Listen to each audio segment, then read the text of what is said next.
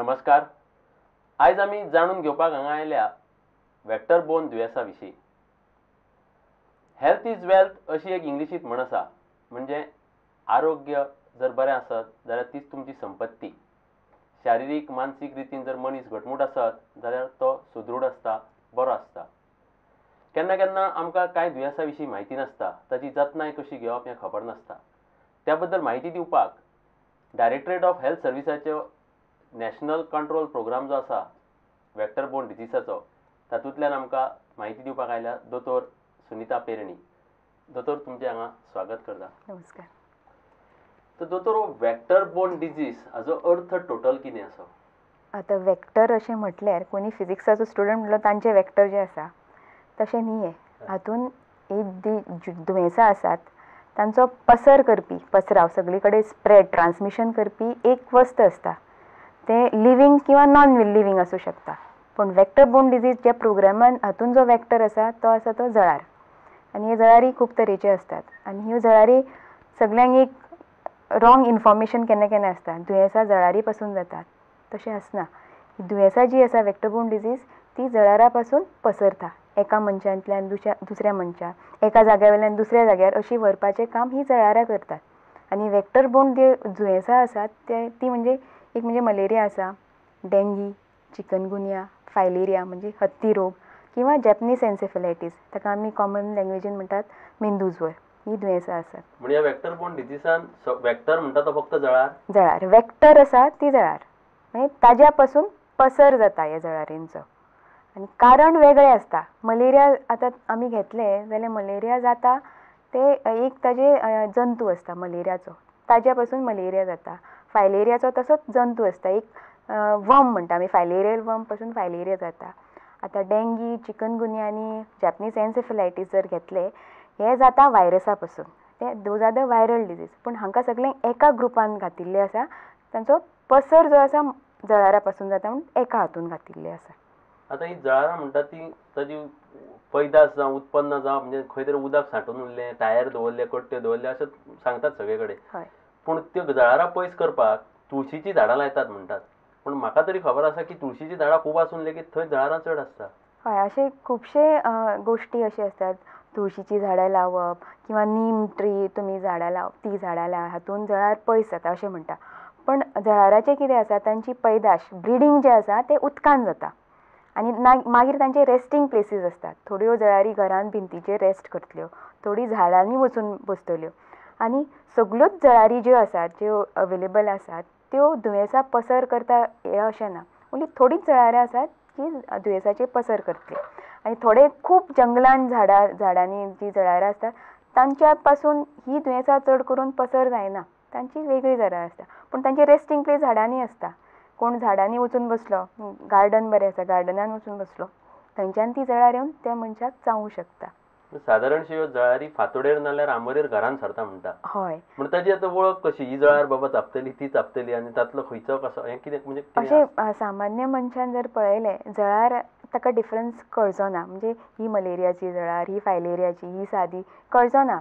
सो आमी कितें म्हणटा, आतां national vector borne disease control program जो आसा गव्हर्मेंट ऑफ इंडिया, तो गोंयानूय ताचो भाग आसा. तांचे मेन एम कितें आसा, जळार जी आसा जळारा पासून स्वताचो, तांच्या बायट पासून स्वताचो बचाव करप. ती जळार कसलीय आसूं शकता. कारण इंडिया एक असो एक कंट्री आसा, गोंयूय तातूंत इन्क्लुडेड आसा, ज्या जाग्यार मलेरिया आमी एंडेमीक म्हणटात. एंडेमीक म्हणजे कितें, तें दुयेंस लोकांनी आसा, तें नवीन येतलें आनी ताजो एकदम पसर जातलो किंवा स्प्रेड जातलो तशें ना. इट इज एंडेमीक. एक्झिस्टींग आसता तें डेव्हलप जाता. हय. So it is there. सो हाजे पासून फक्त आपलो बचाव करप, म्हणजे जळारां आपल्याक चावूंक दिवप ना. सो आमी वेरियस मेथड्स अशे डिवायज केले आसा. गव्हर्मेंट ऑफ इंडियान गायडलायन्स दिल्यात, तुमी अशें अशें करात. अशें केल्यार जे दुयेंसाचो पसर जो आसा तो कमी जातलो. तातूंत फक्त जळाराचेरूच लक्ष आसना. डिजीज कंट्रोल, ते दुयेंस जातकून ताजे कंट्रोल कशें करप तें इन्क्लुडेड आसा प्रोग्रामान. ह्या दुयेंसाची लक्षणां कशी कितें? म्हणटा तुमी नांवां घेतलीं, चिकनगुनिया, मलेरिया. आतां ही 5वी जी दुयेंसां आसा जी इन्क्लुडेड आसा ह्या प्रोग्रामान, ताजें पयलें लक्षण म्हणजे जोर आयलो की सगळ्यांनी समजपाचें हो मलेरिया आसूं शकता किंवा फायलेरिया आसूं शकता किंवा डेंगी, चिकनगुनिया, पयलें जोर. सो आमकां सगल्यांक संवय जोर आयलो म्हण सादो जोर ओगी बसपाची अशी संवय आसता म्हणजे ना, जोर हो मलेरिया आसूं शकता ते प्रमाण सगळ्या लोकांनी वागप. तांच्या फिजिशियन तांचे जे आसात तांचे डॉक्टर तांच्यांनी जोर म्हणजे मलेरिया आसूं शकता. सो ताजे पयलीं तपासणी मलेरियाचेर करप, मागीर बाकीच्या दुयेंसांचेर करप. पूण एकदां आमकां आतां हो जोर येता न्हू, आमी तो निग्लेक्ट करता. व्हायरल इन्फेक्शन जावं बेटी थंडी जाल्या अशें कितें तरी समजून आमी तो निग्लेक्ट करता. दोतोरा कडेन वतना जावं आमकां खबर आहा ती गांवठी घरगुती वखदां टॅबलेटी घेवप. पूण त्या जोरान आनी ह्या जोरान फरक कसो मनशाक कळटा? जोरान असो फरक काय आसना. पयलीं आमी क्लासिकल सिम्पटम्स आसतले म्हणटाले मलेरिया. तुका जोर येतलो, कुडकुडो येतलो, मागीर जोर कमी जातलो, मागीर 2 दिसांनी तुका परत येतलो, जोर येतलो, कुडकुडत जोर. पूण आतां अशें कितें आसा, म्युटेशन जायत वता, जळाराय चेंज जाता, ताजे पॅराजायटूय चेंज जाता. सो मनशाक जे हे आसता लक्षणां ती सेम उरना. आतां आमी थोडे पेशंट अशे पळयल्ले सादी तकली दुखता म्हणून येता आनी आमचें एक स्क्रिनींग आसता. जे कोण भायलो लोक येता, भायले लोक हांगा गोंयान काम, तांकां स्क्रिनींग म्हणून करता. स्क्रिनींग केल्यार मलेरिया ताज्या रक्तान सांपडटा. सो जोर आयलो, तुमी थंडे घरगुती सगळी थंडीचो सगळो उपाय करात, पण एक अशें आसूंक जाय मलेरिया खातीर पयलीं वचून टेस्ट करपाचें. जे आमच्या हेल्थ सेंटरांनी फ्री ऑफ कॉस्ट अवेलेबल आसा. पयलीं तो टेस्ट, एक सादी टेस्ट ती फिंगर प्रीक, बोटाक एक सूय मारून एक सादो टेस्ट केलो की स्पेसिफीक लक्षणां अशीं कांय आसची ना. आतां डेंग्यू चिकनगुनिया घेतली जाल्यार ताका जोर आसतलो आनी ताजे बरोबर ताजे जॉयंट दुखतले, सगळे साने दुखी येतले, सुस्तले साने आनी आंगाक एक पुळेर फुट्टलो. जे आमी हुरहुरे सुरसुरे पळयल्ले आसतले तशें त्या तरेन पुळेर फुटलेलो आसता. आनी चिकनगुनिया ज्यो आसता त्या मनशाक चलपाक त्रास जाता. सगळे ताजे मेजर जॉयंट्स जे आसात ताका इफेक्ट जाल्लो आसता. ताका चलपाक लेगीत जायना, बसलेलो उठूंक जायना. आनी जॅपनीज एन्सेफेलायटीस आसा पळय, हो मातसो डेंजरसचो रोग आसा. जालो भुरग्यांक जाल्यार जोर येतलो आनी इमिजिएटली तांची कंडिशन जी आसा ते सामकें डिटियोरेट जावन वतले. ताका कन्वल्शन येतले, फीट मारून येतले, वकार येतले, ल्हव ल्हव करून मेंदवाक मार दिता समतो. हय, समतो म्हणजे मेंदवाचे एन्सेफेलायटीस म्हणजे मेंदूचें जें कवरींग आसा पळय ताका इन्फ्लमेशन जाता, वायरस वचून थंय अटॅक करता.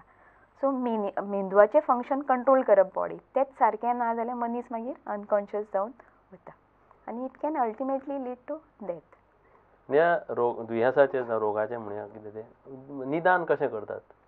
आतां मलेरिया सपोज आमच्या हेल्थ सेंटरांनी किंवा हॉस्पिटलांनी मनीस आयलो जोरा, पयलीं ताका दोतोर म्हणटलो पयलीं तुजें मलेरिया टेस्ट कर. मलेरिया नेगेटीव आयली बरें आसा ताका मागीर फुडले टेस्ट म्हणजे वायरल आसूं शकता, फुडले टेस्ट करता.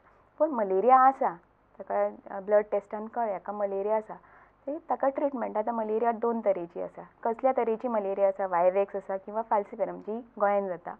अकॉर्डिंगली ताका ट्रिटमेंट दितले. सपोज मलेरिया ना आनी जोर तसोच आसा, मागीर फुडें आमी चिंतता ताका जॉयंट दुखता, ताका साने दुखता, पुळेर आयला, मागीर ताज्या खातीर एक स्पेशल टेस्ट आसता IgM मॅकलायजा. ती टेस्ट फक्त आजिलो हॉस्पिटल, हॉस्पिसी हॉस्पिटल आनी गोवा मेडिकल कॉलेज हांगा अवेलेबल आसा. सो ते ब्लड सॅम्पल घालून थंय धाडटात आनी मागीर ताजो रिपोर्ट मेळ्ळो ती डेंग्यू चिकनगुनिया तसो अकॉर्डिंगली ट्रिटमेंट ताजो चालू आसता. पूण एक डेंग्यू चिकनगुनिया जॅपनीज एन्सेफेलायटीस जे आसा हे वायरल डिजीज आनी आमकां सगळ्यांक खबरूच आसतलें वायरल डिजीजाक स्पेसिफीक ट्रिटमेंट असो आसना. थंडी सुद्दां जावन सादी थंडी जोर oily it is also viral, पूण ताका specific treatment Asna.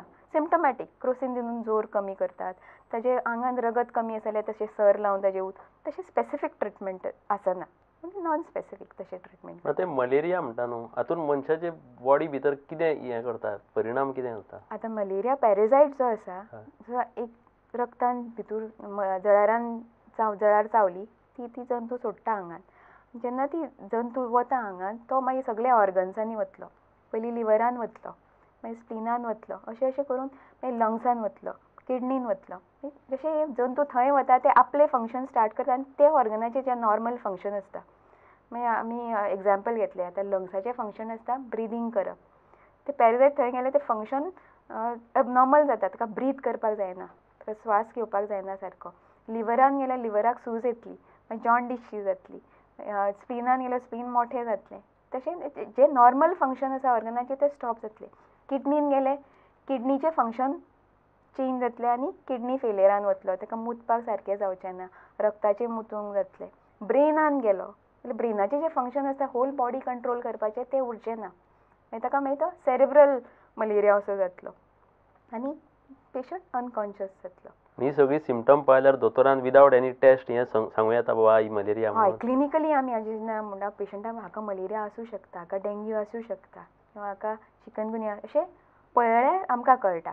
So on clinical system पयलीं म्हणजे ताका क्लिनिकली कळ्ळें मागीर टेस्ट करप, मागीर ट्रिटमेंट सुरू करप. आनी केन्ना केन्ना आवटब्रेक जेन्ना जाता, खूब लोकांक मलेरिया, टेस्ट करपाक टायम आसना काय ना, ट्रिटमेंट सोमतो स्टार्ट करतात. टेस्ट करपाक धाडटात, लेट येता रिपोर्ट, पूण ट्रिटमेंट ऑलरेडी स्टार्ट केल्लो आसता. तुमी केन्ना केन्ना अशे कॅम्प करतात जावं तुमी एक अवेरनस सुरू करतात आनी गांवांनी एग्जाम्पल कानोळे कोळंगुटे सारके ज्या कन्स्ट्रक्शन एरिया चड आसा थंय पावसाच्या दिसांनी बी तुमचें डिपार्टमेंट कितें कितें काम करता. हय, पण आतां तुमी म्हणलें की आजिलो मागीर Hospicio. हॉस्पिशियो अशे 2-3 जाग्यांनी आसा. पूण गांवांनी आतां तुमची अर्बन हेल्थ सेंटर आसा, थंय तुमच्यो फेसिलिटी कितें आसात? आतां आमी गांवांनी जे आसा ताका आमी प्रायमरी हेल्थ सेंटर म्हणटात. हय. ताज्या सकयल सब सेंटरां आसा. हय. प्रत्येक सब सेंटराच्या सकयल 2-3 विलेजीस अशे आसतले आनी जे हेल्थ वर्कर आसात तांचें कामूच तशें तांकां ट्रेन केल्या. प्रोग्रामाचे गायडलायन्सूय तशें आसा. Basic root grass root level वर्करांनी तांकां लोकांक तो प्रत्येक आठवड्यान एकदां किंवा 15 दिसांनी एकदां एक घराक भेट दितलो. थंय पळयतलो कोणाक जोर आसा, कोणाक जोर आयलो जाल्यार देन तो एक सर्वे करतलो, घरान एक पासय मारून पळयतलो. कारण आमकां बेजिकली वेक्टर डिजीज कितें आसा, आमकां मस्किटोचो ब्रिडींग खंय जाल्लें आसा तें पळोवंक जाय. सो एक घरान एक पासय मारतलो आनी पळयतलो खंय ब्रिडींग आसा. आतां ब्रिडींग खंय जातलें, उदक सांठोवन दवरलें उदक आसा, 8 दीस क्रॉस जाले ते उदकाक, ते उकटे आसा, ताका धाकूंक ना सारकें, जाल्यार थंय ब्रिडींग तयार जातलें. आनी गांवांनी किंवा शहरांनी सुद्दां आमकां उदक सांठोवन दवरचें पडटा, कारण वॉटर सप्लाय केन्ना केन्ना रेगुलर आसना. सो लोकांक ते धांपून थंय ब्रिडींग आसता. आनी मागीर सेकेंडली आमच्या घरांनी आमी सोबीचीं झाडां दवरतात. ताज्या पोंदा एक प्लेट आसता, उदकांतले प्लेटीन सकयल थंय लक्ष केन्ना वचना, थंय ब्रिडींग आसता. कुलर आसतात, कुलराचें उदक थंय येतलें, फ्रिजाच्या फाटल्यान येतलें. मागीर आमकां संवय आसता सरावंडींग आमचें क्लीन दवरप आनी कचरो एका कडेन उलोवप. तशें आमच्या घरांतल्यो नाल्ल वापरल्यो नाल्ल्यो भायर उडल्यो, प्लास्टीक पिशवींतले दूद वापरलें पिशव्यो भायर उडयल्यो, प्लास्टीक बॉटल्स उदक पिलें भायर. हातून कितें जाता, उदक कलेक्ट जाता आनी जळारांक तितलेंच उदक पुरो जाता. उदकान ते आपली अंडी घालतात आनी जळारां तयार जातात. सो हे आमचे वर्कर जे आसा ते वतले, सर्वे करतले, ते लोकांक दाखयतले हांगा ब्रिडींग जालां आनी हे ब्रिडिंगा खातीर हांगा मलेरिया किंवा अदर वेक्टर बोर्नचो पसराव जावं शकता. So you take care. So आमी तांकां कितें सांगता, आपलो घर आनी घराचो वाठार जो आसा तो साफ दवरा. आनी एक मजा जी आसता, डेंग्यू आनी चिकनगुनिया पसर करपी जी जळार आसा तिका आमी एडीस जळार म्हणटा. ही जळार आसा पळय तिका सादें एक गुड्डेची कवर जे आसा तितलेंच उदक पुरो जाता अंडे घालपाक. आनी हे जळाराचे एक हे इम्पॉर्टंट कॅरेक्टर म्हणजे कितें आसा, ती दिसाची सावतली. युजली आमकां संवय कितें, रातचें न्हिदतना बरें मच्छरदाणी आयली, दारां खिडक्यो बंद केल्यो आनी आमी चादर घेवन न्हिदली. पूण ही जळार जी आसता दिसाची येवन चावतली. आनी एक जळारीची संवय कितें आसता, ती एकाच मनशाक चावची ना. मलेरियाची जळार कितें जाता, एकट्या मनशाक चावतली, पोट भरलें, इट वील रेस्ट. पूण ही एडीस जी आसा, it has to take blood meal, मनशाचें ब्लड घेवप. पूण तो घेता तेन्ना ते सोडटा म्हणटा न्हू, तेन्ना सोडटा. बेजीक जळारीक चावता कित्याक, she wants to take the blood meal. आनी ही फक्त फिमेल जळार आसता, मादा जळार म्हणटा तिका. आनी मादा जळाराक रगत कित्याक जाय पडटा, टू रिप्रोड्यूस. सो ती आनीक अंडे घालूंक जाय म्हणून ती ब्लड घेता. बाकीचे मेल जळारी आसता पळय तांकां ब्लडची गरज पडना. So it will not bite, only female. So ती अंडे घेता मलेरियाची आनी इट वील गो इन रेस्ट. पूण डेंग्यू चिकनगुनियाची पसर करपी जळार जी आसा, एका मनशाक चावून तिजें पुरो जायना. सो आमकां अशें दिसून आयलां की डेंग्यू चिकनगुनिया जे जाल्ले लोक आसा ते एका ऑफिसांतले आसतले, एका स्कुलांतले आसतले, तसो पसर जाल्लो आसता.